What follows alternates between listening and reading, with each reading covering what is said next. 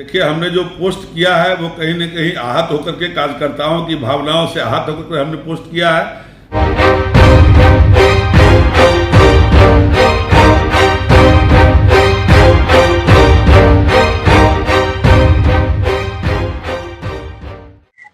नमस्कार, मैं हूं सोनू पांडे। आप देख रहे हैं मेट्रो न्यूज नालंदा से। इस वक्त की एक बड़ी खबर मैं आपको बता दूं, जहां अखिल भारतीय कांग्रेस कमेटी के सदस्य दिलीप कुमार ने एक बड़ा बयान दिया है और उन्होंने कहा कि कार्यकर्ताओं को जो है अब कांग्रेस पार्टी जो है वो वैल्यू नहीं दे रहा है और हवाई कैंडिडेट को जो है वो टिकट दिया जा रहा है।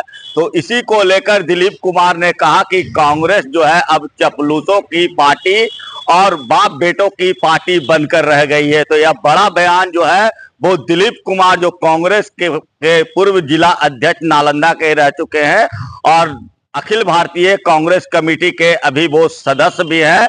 तो यह बड़ा बयान कहीं न कहीं वो कांग्रेस पार्टी से क्षुब्ध होकर इस तरह के बयान को दिया है और अपने सोशल साइट पर उन्होंने लिखा है कि कांग्रेस पार्टी जो है अब चपलूसों की पार्टी हो गई है और बाप बेटों की पार्टी बनकर रह गई है। वहीं आपको बता दूं कि यहां पर इंडिया गठबंधन के प्रत्याशी डॉक्टर संदीप सौरभ को जो यहां से टिकट दिया गया है, उन्होंने कहा कि अगर सीपीआई एमएलए के पास स्थानीय कैंडिडेट नहीं थे तो उनको टिकट नहीं लेना चाहिए था। तो कहीं न कहीं कार्यकर्ता जो है वो सालों भर जो है वो कांग्रेस पार्टी या अन्य पार्टी का जो झंडा ढोते रहते हैं, लेकिन उसके बावजूद जब टिकट की बारी आती है तो कहीं न कहीं टिकट देने में जो है पार्टी जो है वो आनाकानी करती है और बाहरी कैंडिडेट को टिकट देकर लोकल को कैंडिडेट नहीं देती है। तो देख सुनिए पूर्व जिला अध्यक्ष जो है दिलीप कुमार, उन्होंने क्या कुछ बयान में और कहा है। तो देखिए, हमने जो पोस्ट किया है वो कहीं न कहीं आहत होकर के कार्यकर्ताओं की भावनाओं से आहत होकर के हमने पोस्ट किया है।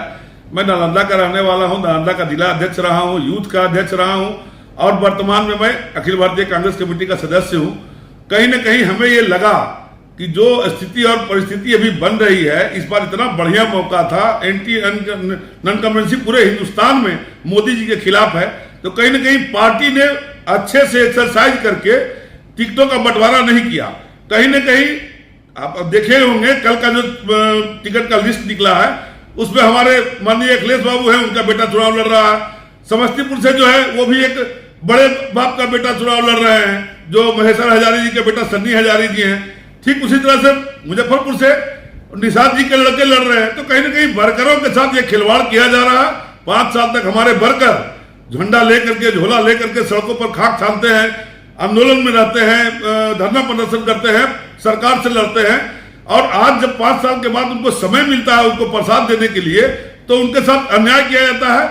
तो कहीं न कहीं मुझे कोई राहुल जी से कोई तकलीफ नहीं है, सोनिया जी से तकलीफ नहीं है, मुझे खड़गे जी से कोई तकलीफ नहीं है, ना ही प्रदेश अध्यक्ष से तकलीफ है। लेकिन कहीं न कहीं कांग्रेस पार्टी के द्वारा जो स्वर्गीय राजीव जी के समय में, इंदिरा जी के समय में जो वर्करों की पूछ थी, प्रखंड अध्यक्ष का पूछ था, जिला अध्यक्ष का पूछ था, आज किसी से बिना पूछे हुए एकाएक चुनाव में आकर के बीच में टिकट दे देना कहीं न कहीं कार्यकर्ताओं के मनोबल को तोड़ता है। इसलिए मैंने सोशल मीडिया प्लेटफॉर्म से अपने आला कमान तक इस बात को रखने का प्रयास किया है। ये बहुत अच्छी बात है कि आप लोगों ने उसे देखा था, आज हमारे साथ पहुंच गए हैं। मैं आप लोग का भी शुक्रगुजार हूं, आपके द्वारा हमारी आवाज को हमारे आला कमान तक जरूर पहुंचाए। देखा जा रहा है कि नालंदा मैं पर्सनल अपना भागी बनता हूं, मैं नालंदा का रहने वाला हूं, हमें नालंदा में ही रहना है, हमें यही राजनीति करना है, लोगों के बीच रहना है। ठीक है, माले को महागठबंधन के साथ टिकट दिया गया, हमें उससे कोई तकलीफ नहीं है, न मुझे राजद से तकलीफ है, न कांग्रेस से, न माले से। लेकिन इस बात का जरूर मलाल है, इस बात का जरूर तकलीफ है कि स्थानीय उम्मीदवार को जरूर दिया जाता।